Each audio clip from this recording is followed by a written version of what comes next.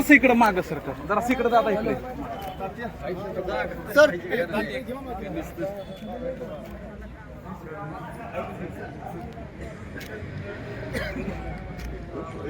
आज या ठिकाणी कोळकी या जिल्हा परिषद गटातनं आज या ठिकाणी शिवसेनेतनं धनुष्यबाण ह्याच्यातनं फॉर्म भरलेला आहे आणि आम्ही कोळकीची निवडणूक ही 100% 200% जिंकणार आहे.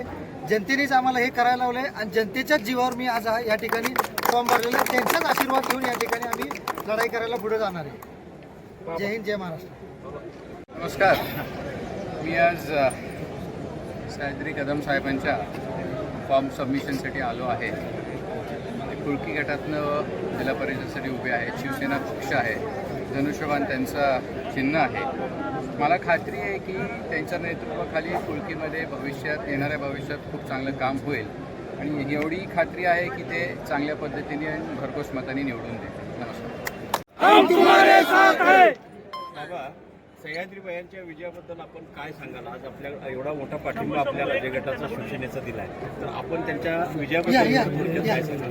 सह्याद्री भैयांचा विजय निश्चितच आहे, कारण कुळकीमध्ये आमचं आणि शिवसेनेचं गेले कित्येक वर्ष काम आहे. सातत्याने लोकांनीही बघितलं की आम्ही किती चांगल्या प्रकारे काम केलं.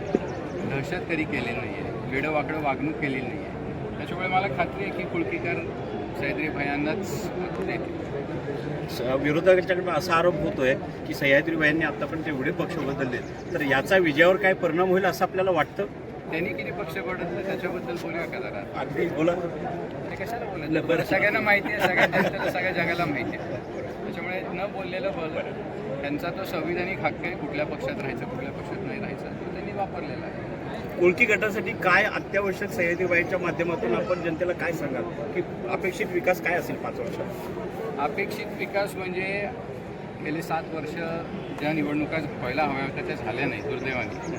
त्याची कारणं वेगळी आहेत. त्याच्यामुळे अपेक्षित आम्ही बेसिक इन्फ्रास्ट्रक्चरचा जो विकास आहे त्याच्यावर आम्ही फोकस ठेवणार आहोत. सह्याद्री भैया अर्थात त्याच्याबद्दल जास्त बोलतील. आता येत्या काळात तुम्हाला कळेलच आमची विकासाची दिशा कशी असेल आणि एकनाथ शिंदे साहेबांच्या आदेशाखाली आम्ही काम करणार आहोत. त्यांच्या मार्गदर्शनाखाली आम्ही भरपूर विकास करू एवढं मी आश्वासन देतो.